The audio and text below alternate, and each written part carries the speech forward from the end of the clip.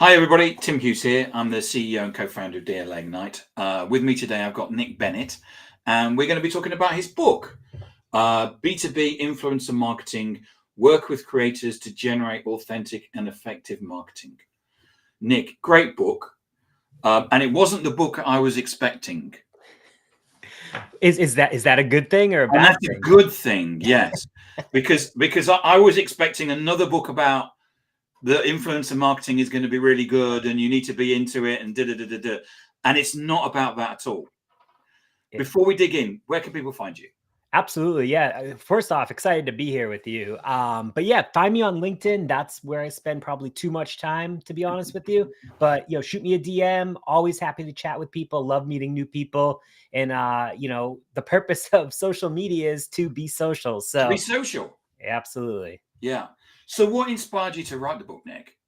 So funny enough, I actually had no inspiration to ever write the book, but Kogan Page. At least you're honest. Yeah, 100%. Yeah, it's honestly, it was the last thing. It was never on my bingo checklist to write a book in my career. I don't even, to be honest with you, I don't really read books unless it's a sports book or something that I'm interested in. Like, I don't read business books or anything. I'll listen to podcasts and audio, but Kogan Page came to me almost 2 years ago now. And they were like, hey, have you ever thought about writing a book? And I was like, absolutely not. And they were very persuasive. And after talking to them a bit, I was like, you know what? Like, this could actually be pretty cool. And this was even before I was still in-house doing marketing for a company that I was at. And I was like, you know what? This could be fun. And I know it's not about the money for books at all, but it's about the opportunities that come from it. Yeah. And after, a 2-year journey, I'm excited that it's finally here. Excellent. And I say, I really enjoyed it. Thank you. And because, when I first looked at it, I thought, I've read lots of influencer marketing is the next year is going to be the big thing. Yeah. But the thing about it that I really loved is because you talk about how to work with creators. So I'm right. It's for marketing people to talk on how you work with influencers. Exactly. And I think that's where the big disconnect is. There's so much content out there on how to be a creator, how to be an influencer. Everyone's trying to sell you their courses, but no one's helping these marketing teams in B2B understand what does that look like to partner with these people, especially when it's not something a lot of people are familiar with. Because if you've not been an influencer yourself, how would you know what it's like?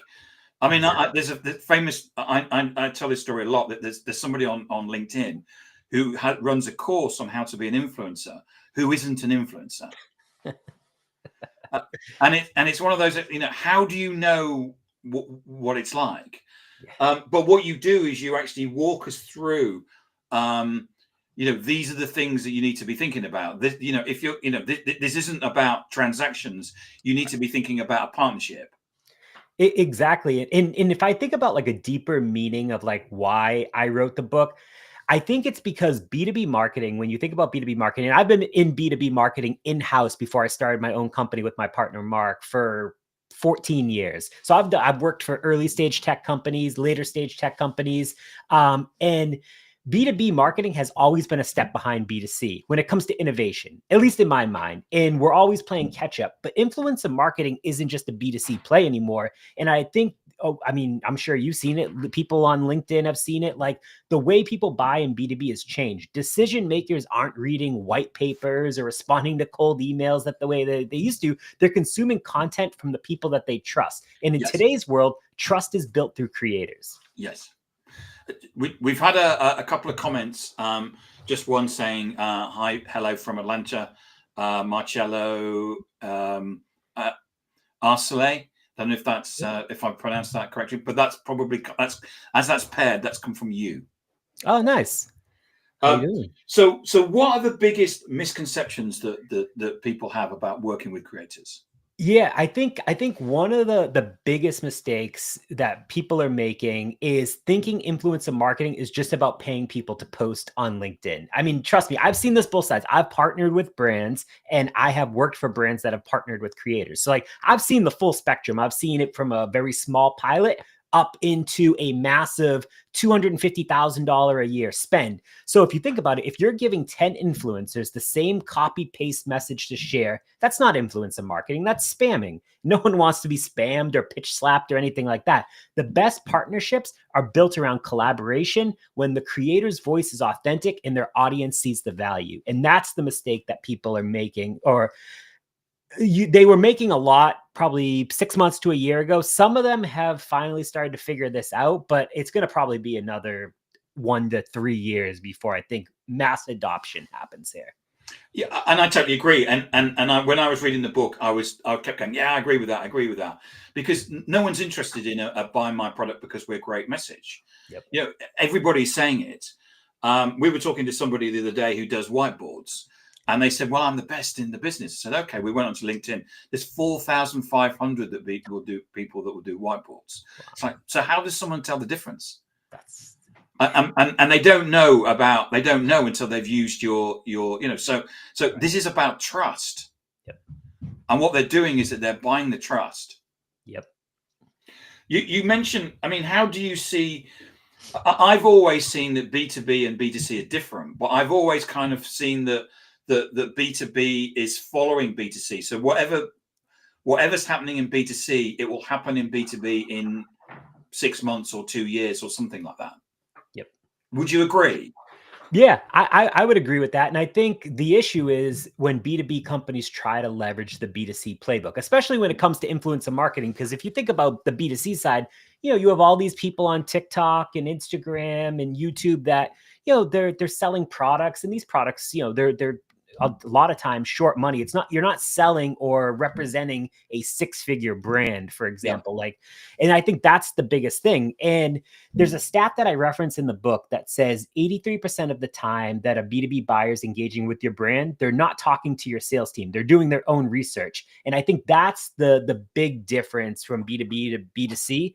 And I think people are trying to adopt and adapt to what B2C is doing, but you can't take it like word for word, because it is a different mindset. It is different places. Like social media is just one spot, but think about like the communities, podcasts, like there's so many other ways in B2B that you can leverage it beyond just going to post on like a TikTok or an Instagram.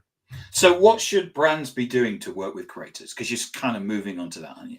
Yeah. I mean, I think they need to figure out how to get started first. Like if you think about, all right, like you don't need a massive budget to get started with influencer marketing. You just have to understand what is the creators in your niche. And I'm not saying that you need to go find someone with 100,000 followers, but you're probably already following them on social media. So understand who it is that you enjoy following. Why do you enjoy following? And then what is the strategy or the outcomes that you want to get going? Like, in influencer marketing and B2B, you're probably not promoting a specific product or go get a demo. A lot of times it's an awareness thing.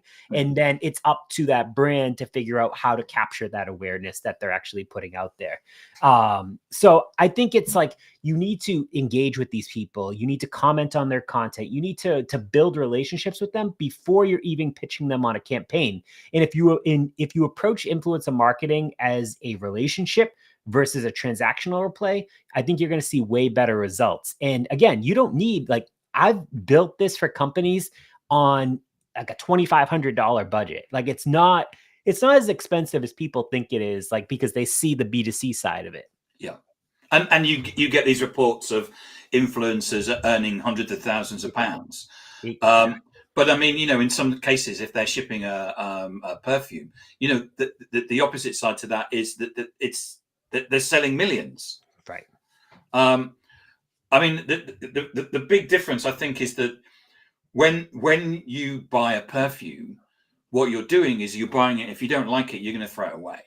Yep. Here on B2B, you may be spending hundreds of thousands, or the buyer may be spending, I'm going to go and buy a new accounting system, and I'm going to spend $250,000 on it, and I'm going to work with it for the next 5 years. It's a different prospect, isn't it? It is. And I think that's the piece that's why you can't replicate exactly what B2C is doing, because it's not a $20, $30 perfume or cologne or whatever it is. Like, there's big products and brands that, one of the partnerships that we work on is with ZoomInfo. ZoomInfo is a massive brand and they're doing some really cool stuff. But if you were to go to purchase ZoomInfo as a product, I know they have a lot of different price points, but like you could be looking at 6 figures. Now you're not just going to go because Nick says to go check out ZoomInfo. You're not just going to buy it because of that and spend, $200,000 and then rip it out because you don't like it. Like it's just one of the touch points across the journey.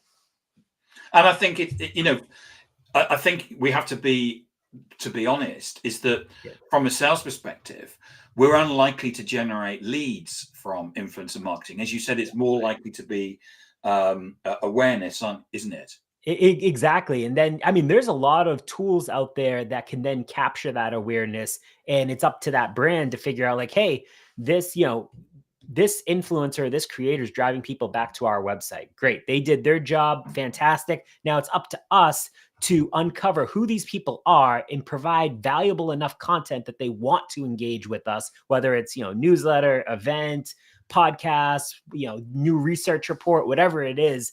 Like you need to then, it's not the creator's, goal to be like, hey, here's 50 leads that I'm going to give you. No, like their job most of the time is awareness, and it's up to the brand to take it the rest of the way.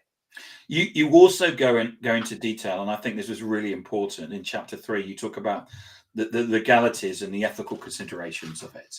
Yes. Because as soon as we move into advertising, there is an issue. I mean, about what you can say.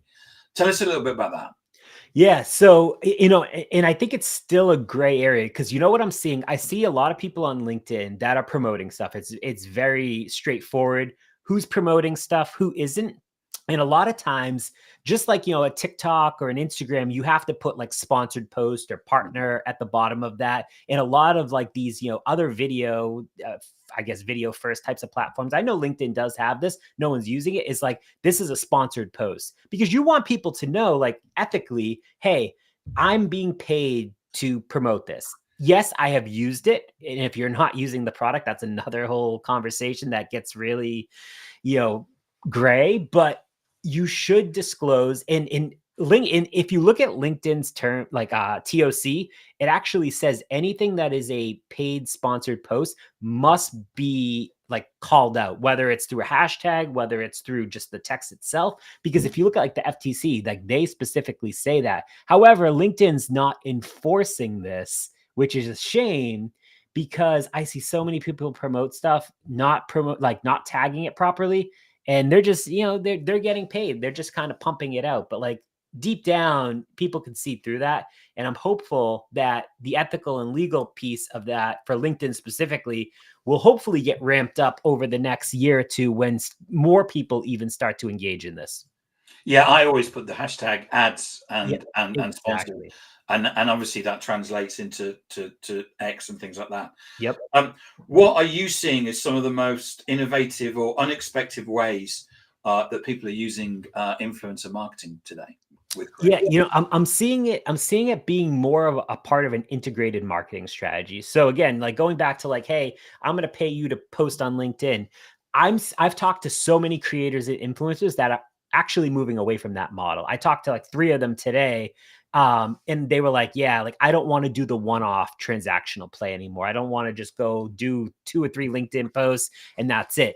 A lot of them have started to tie it into bigger kind of campaigns, which is, I would say, newer for B2B because it was so transactional. But I'm seeing people obviously do podcasts, events, virtual, in person.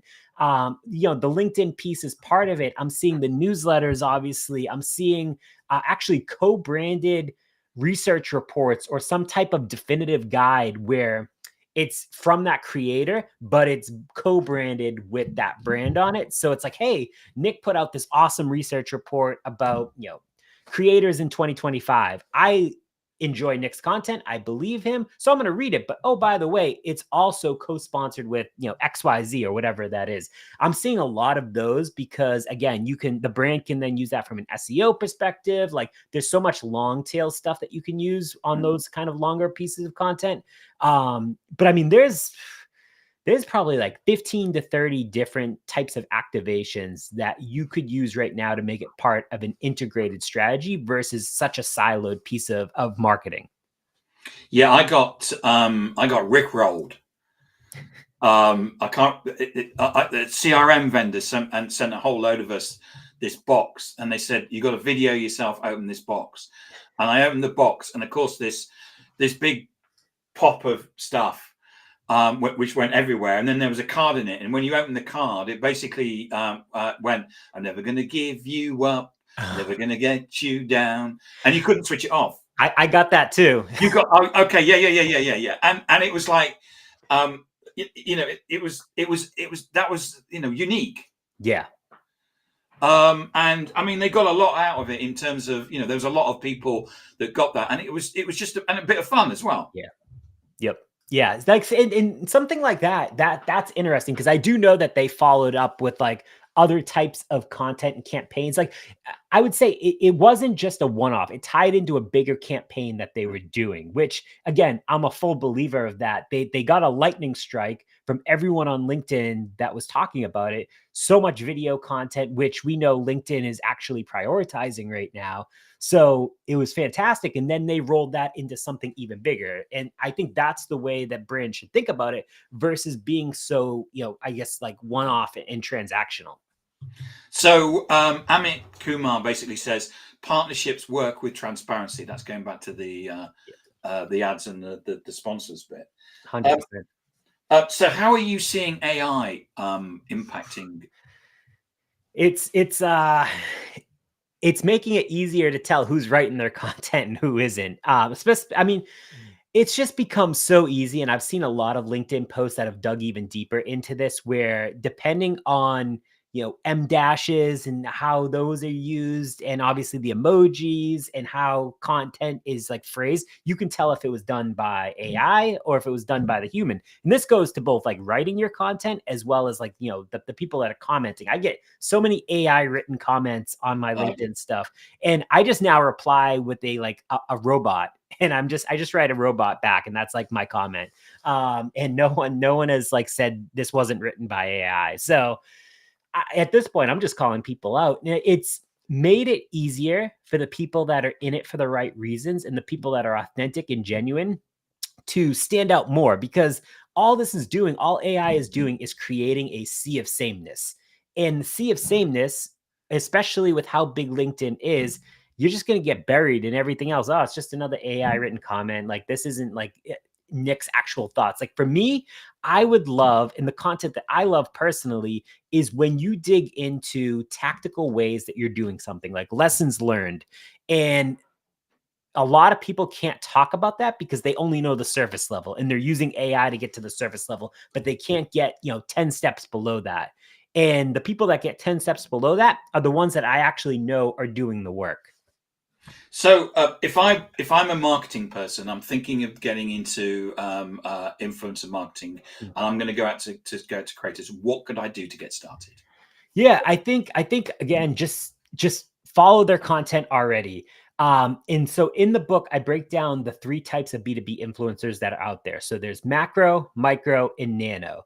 And most brands think that they need the biggest names in the industry. But to be honest with you, and I've seen this personally firsthand, the real power is in those micro and nano influencers, the people with small audiences, but they are highly engaged. It's community more than anything else. Exactly. And like these are the voices that actually move pipeline. If you get 20 micro influencers talking about your brand, your event more authentically, that's way more powerful than one big influencer who barely engages with their audience. And I'll give you a good example. There's someone that has I think he has about 120,000 followers on LinkedIn. I used to always comment on his stuff every single day. I'm not just saying like, good post or something like that. I put time and effort into it. He never once engaged with my content. And I said, why am I writing? Why are you wasting? Yeah. Why am I wasting my time if he's not even engaging back?